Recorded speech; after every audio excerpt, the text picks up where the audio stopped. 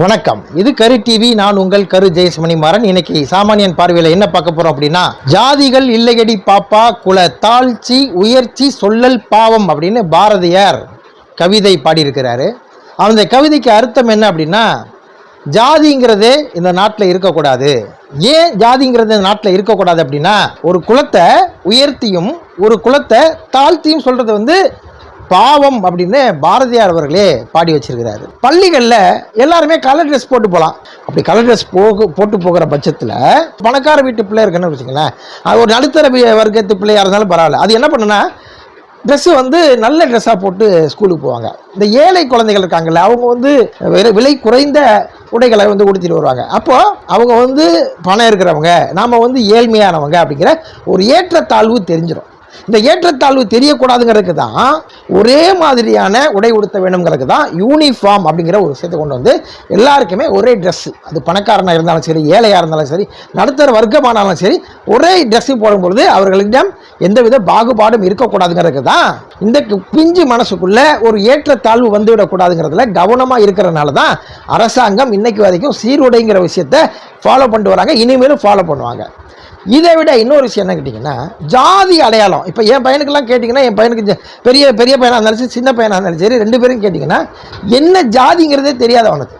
எங்கள் அப்பா அம்மா என்ன ஜாதிங்கிறது எனக்கு தெரியும், ஆனால் என்னுடைய குழந்தை இருக்கு இல்லையா, அதுக்கு ஜாதிங்கிறது என்னன்னு தெரியாது. நான் சொல்லியே வளர்க்கலை இது வரைக்கும், என்ன ஜாதினே தெரியாது. நான் கலப்பு திருமணம், சரி, இருவேறு சமூகத்தை சேர்ந்தவர்கள் தான் நாங்கள்.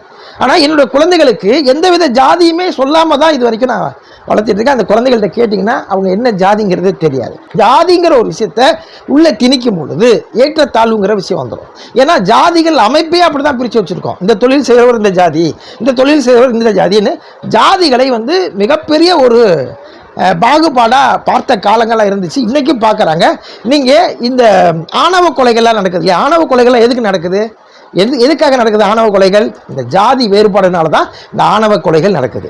ஜாதி வேறுபாடு பார்த்து இந்த ஜாதிக்காரனை கல்யாணம் பண்ணலாமா அப்படின்னு ஒரு இரு சமூகத்தில் இடையே ஒரு பிரச்சனை வருது. இந்த பிரச்சனை ஒவ்வொரு தனி மனிதனுக்குள்ளும் புகுத்தப்படுகிறது. அதனால தான் அந்த ஆணவ கொலைகள், ஜாதி பிரச்சனைகள், ஜாதி கலவரங்கள், மத கலவரங்கள் இதெல்லாம் வருது. அப்போது பெரியவர்களிடம் இந்த ஒற்றுமை இல்லை. அப்போ சிறு வயதிலிருந்தே அவர்களுக்கு ஒற்றுமையை நாம் புகுத்த வேணுங்கிறதுக்காக தான் ஜாதிங்கிறத இந்த பள்ளியில் ஜாதி சர்டிஃபிகேட் வாங்கி வச்சுக்குவாங்க ஒழிய, இவன் இந்த ஜாதிங்கிற அடையாளப்படுத்தும் விஷயத்தை வெளிப்படுத்தும் விதமாக எந்தவித விஷயத்தையும் பள்ளியில் செய்ய மாட்டாங்க.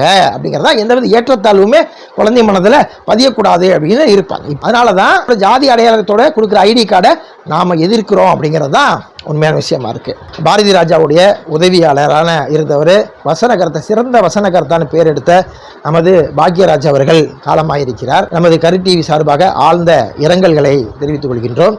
ஒரே விஷயந்தாங்க, அதாவது ஊர் உலகத்தில் இருக்க அத்தனை விஷயத்தையும் நம்ம தெரிஞ்சுக்கிறோம், பேசுகிறோம்.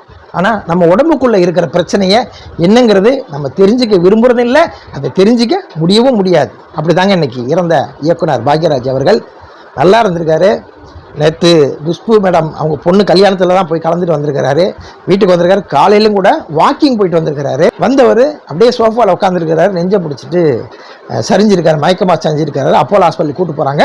திரும்பி வரும்பொழுது அவர் உயிரற்ற நிலையில் அந்த வீட்டுக்கு வர்றாரு. உயிரோடு இருந்து இந்த வீட்டில் கொண்டு போனவர் உயிரற்ற நிலையில் இந்த இடத்துக்கு கொண்டு வர்றாரு. அதாங்க சொல்கிறேன், ஊரில் இருக்க பிரச்சனையெல்லாம் பேசுகிறோம், ஆனால் நம்ம உடம்புக்குள்ள இருக்கிற பிரச்சனையை நம்ம பார்க்க முடியாது, அதை கவனிக்க முடியறதில்லை. இந்த செகண்ட் இருக்கிற அடுத்த செகண்ட் இருக்கிறோமாங்கிறதே தெரியாத உலகமாக இருக்குது. இந்த உலகத்தில் உங்களை நம்பி, உங்களை விரும்பி பெரும்பான்மையான மக்கள் வாக்களித்து உங்களை தேர்ந்தெடுத்திருக்கிறார்கள். அது மத்திய அரசாக இருந்தாலும் சரி, மாநில அரசாக இருந்தாலும் சரி, அல்லது முந்தைய அரசாக இருந்தாலும் சரி, இந்த அரசாக இருந்தாலும் சரி, நாளைய அரசாக இருந்தாலும் சரி, எல்லா அரசுக்கும் நான் சொல்லிக்க விரும்புவது ஒன்றே ஒன்று தாங்க, மக்கள் தேர்ந்தெடுத்துட்டாங்க. முடிந்த அளவுக்கு மக்களுக்கு நல்லது செய்யுங்க, முடியலன்னா கெடுதல் செய்யாமதே இருங்க. அப்படிங்கிறதான் நான் இந்த வீடியோ மூலமாக சொல்ல வர கருத்து. மீண்டும் சொல்கிறேன், ஜாதிகள் இல்லையடி பாப்பா, குல தாழ்ச்சி உயர்ச்சி சொல்லல் பாவம். நன்றி.